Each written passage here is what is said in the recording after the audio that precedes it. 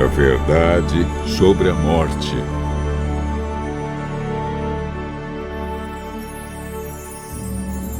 O que acontece a uma pessoa depois da morte? Hoje, no mundo cristão, há muitos ensinos sobre o estado do homem na morte. Alguns creem que os bons, quando morrem, vão direto para o céu.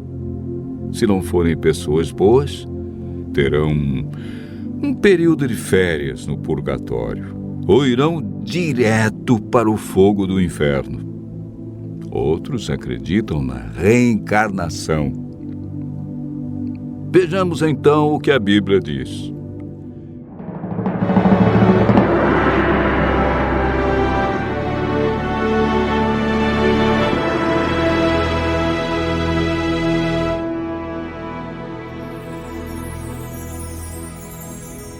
Antes de compreendermos o estado do homem na morte, precisamos compreender sobre a origem da vida.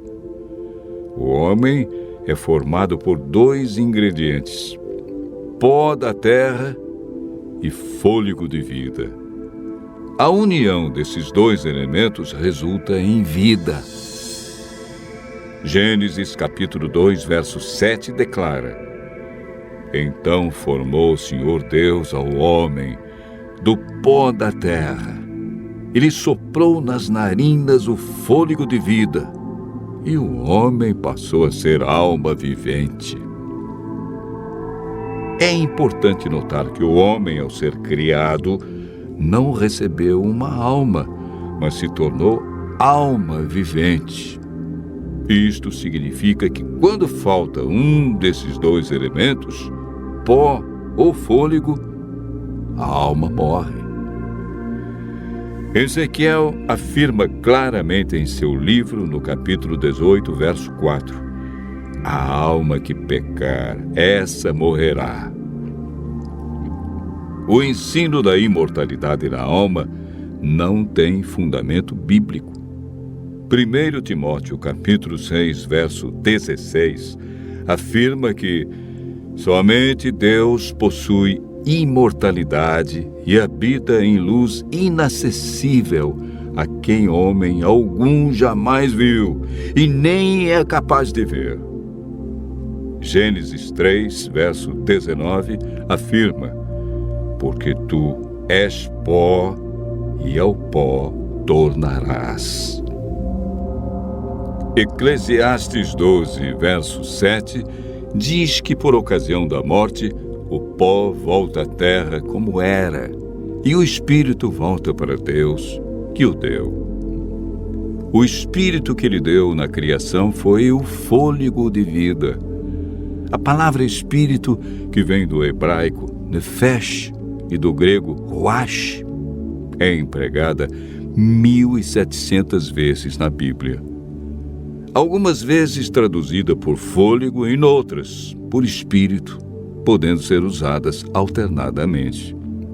Portanto, espírito na Bíblia nunca se refere a uma entidade consciente, desencarnada. Pelo contrário, Davi afirma: os mortos não louvam ao Senhor, nem os que descem ao silêncio. Salmo 115, verso 17. O homem, ao ser criado, recebeu imortalidade condicional. Para mantê-la, deveria viver em obediência. Gênesis capítulo 2, versos 16 e 17 diz: E o Senhor Deus lhe deu esta ordem: De toda a árvore do jardim comerás livremente, mas da árvore do conhecimento do bem e do mal não comerás, porque no dia em que dela comeres, certamente morrerás. Deus declarou claramente: morrerás. Foi Satanás, através da serpente, quem declarou: é certo que não morrereis. Essa foi a maior mentira do universo que se mantém até os dias de hoje. Adão e Eva conheciam apenas um mundo cheio de vida, e a morte era um mistério. Eva desobedeceu a Deus, comeu do fruto proibido e o deu a Adão. Como resultado, o que Deus disse se cumpriu. A morte, a dor e o sofrimento passaram a existir.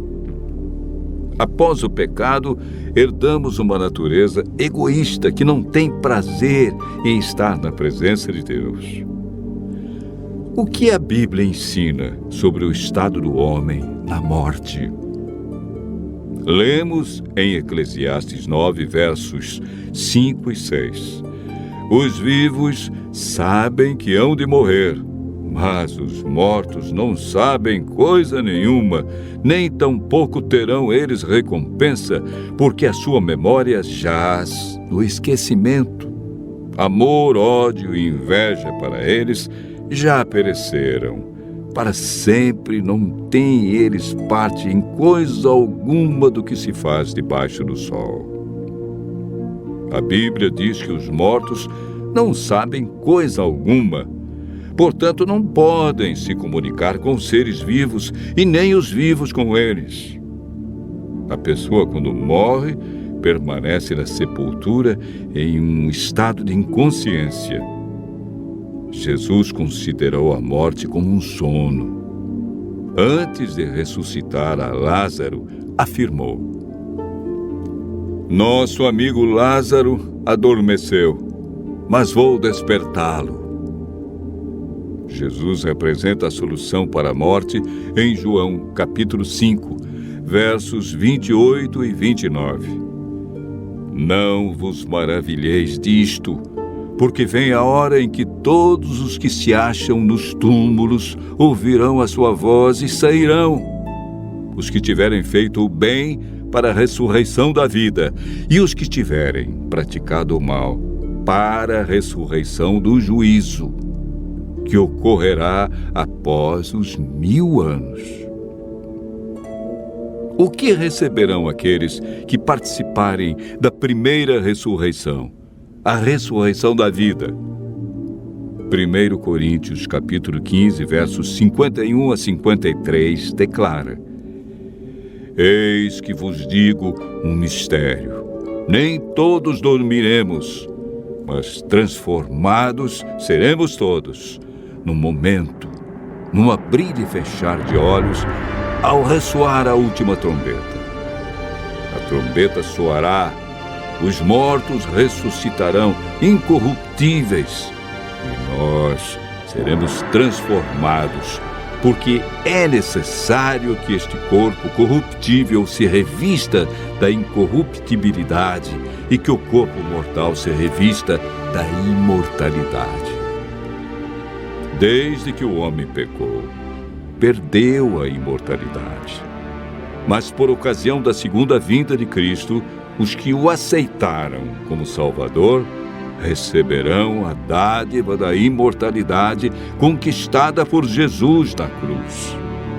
João afirma, e o testemunho é esse, que Deus nos deu a vida eterna, e esta vida está no seu Filho. Aquele que tem o Filho tem a vida. Aquele que não tem o Filho de Deus não tem a vida. Cristo promete que o vencedor de nenhum modo sofrerá o dano da segunda morte. Aqueles que aceitam a Cristo e a salvação que Ele traz experimentarão alegria indescritível por ocasião de sua vida.